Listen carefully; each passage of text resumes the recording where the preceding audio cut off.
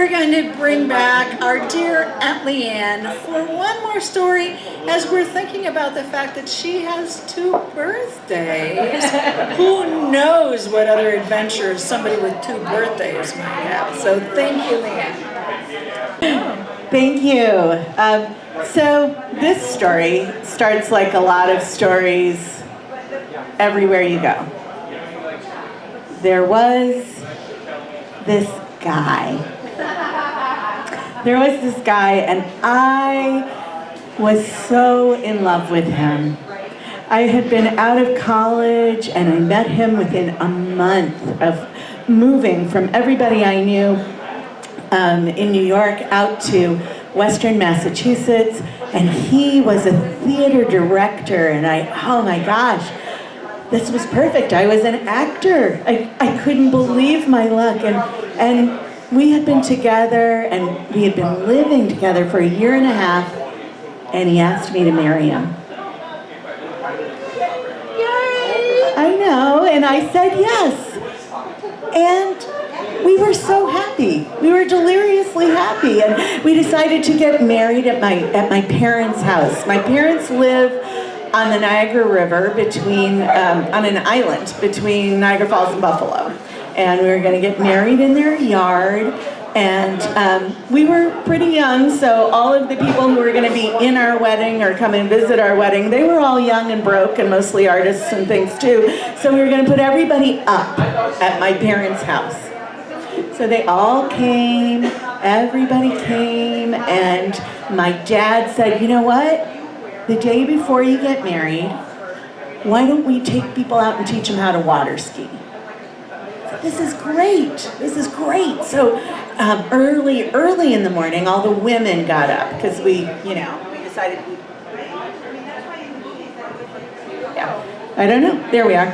We decided we'd go first. So we got up super early. Also, if you get up super early to go water skiing on the Niagara River, it's as smooth as glass. So we were the smart ones. Yeah, we went out there, we went water skiing. It was wonderful. All the women, the ones that I knew well, the ones that I didn't know well. Okay, that's twice. We're going to switch over. Okay, this is the last time. It goes out again, we'll switch microphones. So, it's that kind of story, wait and see. So there we are, we're water skiing, it's perfect, we come back in, and by this time the guys have recovered from their hangovers from the night before, and they're coming down to water ski, and we switch out, and okay, there's something you should know about me. I carry a little black hole around with me everywhere I go, and I lose objects and I affect microphones. I'm going to turn this one off.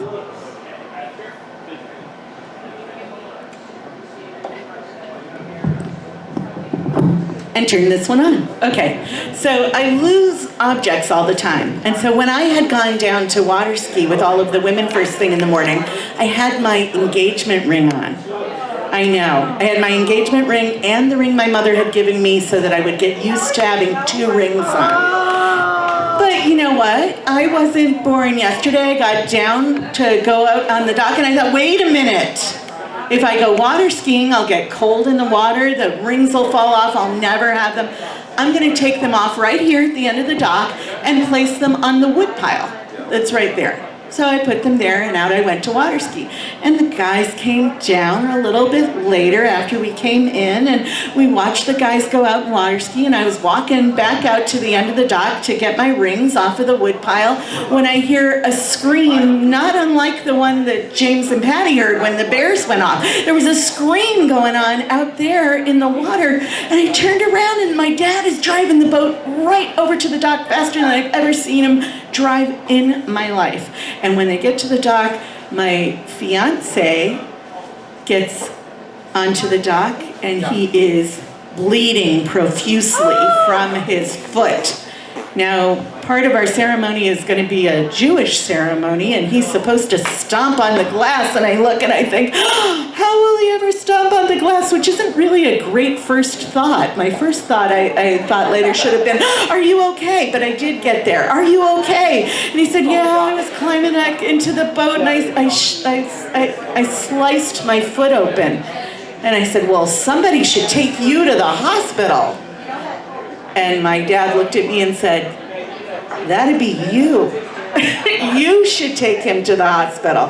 Oh, that's right. I'm an adult and this is my fiance. That's right. Let's go. So off we went. I wrapped up his foot in a beach towel and we hopped out and we got into the car and I drove to the hospital for the first time in my life. I had never driven to a hospital before and I did pretty good. We checked into the ER, he got stitched up, he was okay. We had a long talk about maybe you could stomp with the other foot when we have our ceremony tomorrow. And we drove back and we were feeling like, well, this isn't great, but it's okay.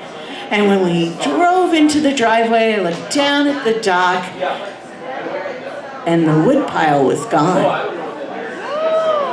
And then I looked around and I noticed that when we had gotten up really super early, first thing in the morning, the grass and everything had been quite a bit higher. And now it was trimmed down beautiful, just to like that inch perfect trim. And may I reiterate, no wood pile where my rings were. So I run into the house. All right, I helped my fiance into the house and then I ran upstairs and I said to my mom, what happened? What happened to the wood pile? And my mom said, oh, it was so nice. Mr. Hackett next door, he has a riding mower and he knew you were gonna be getting married tomorrow. And he said, I'm just gonna clean up that wood pile and mow down below so it'll look beautiful. And I said, and he gave you my rings, right? And she said, what? Leanne, why would your rings have been on the wood pile? So I explained that I was going to pick them up when I came back out on the dock, but I had to drive somebody for the very first time in my life to an ER. And my mom said, well, go ask him. Maybe he picked them up. So I went over to Mr. Hackett, who I have to tell you probably didn't have that great an opinion of me, since most of the time I spoke to Mr. Hackett was because I had lost something before. I said, Mr. Hackett, thank you so much for cleaning up the wood pile and mowing the lawn for my wedding tomorrow. Is there any chance at all you found some rings? And he said, what do you mean? I told him, and his face went white. And he said, oh, Leanne, those rings are gone. Your engagement ring is gone. There is no way on earth that anybody would be able to find it again. So I went inside and I locked myself in my room and I had a really good cry.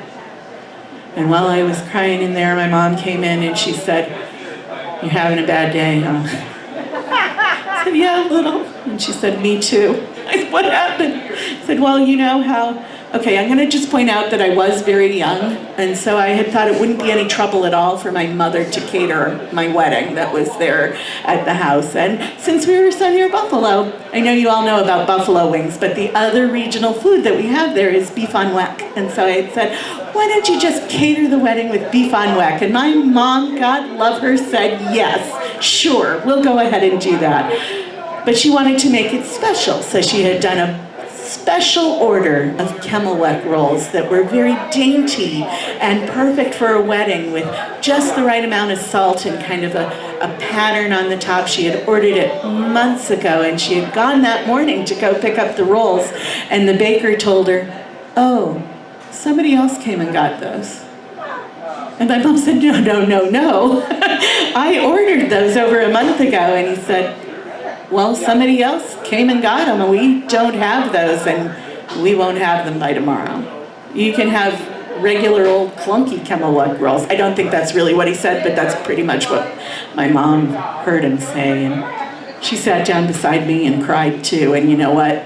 I can count on two hands the number of times in my whole life I had seen my mom cry. So it wasn't a good day. And she went back out because her best friend had just arrived, and some of the other people were arriving for our rehearsal, dinner, and rehearsal. My mom's best friend, the guy who was going to stand in for my brother. My husband had asked somebody to be in the wedding who didn't even cancel until the day before our rehearsal dinner.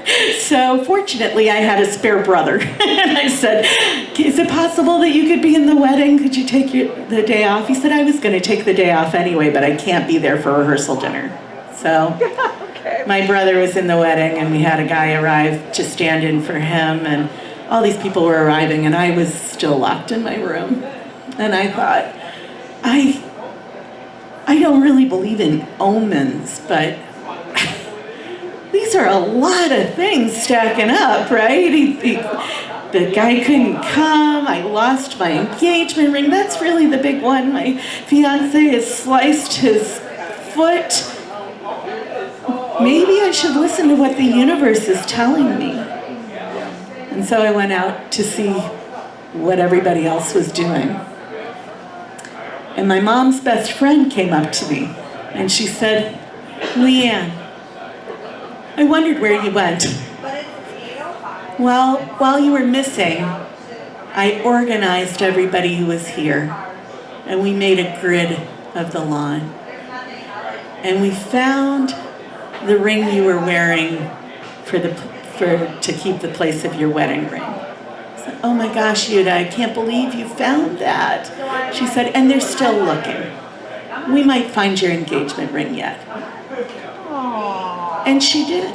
Before rehearsal dinner was over, she brought me both rings, and I put them on my finger. And the next morning, the sun was shining after a rather heavy rainstorm. And I looked at my fiance, and I thought, you know, he still wants to marry me, and he sliced his foot open. And I have my rings back, and maybe I've been looking at these omens the wrong way. And 35 years, this next July 4th, we will be celebrating our anniversary, because I married that guy. And I looked at the omens and decided maybe they're not so bad after all.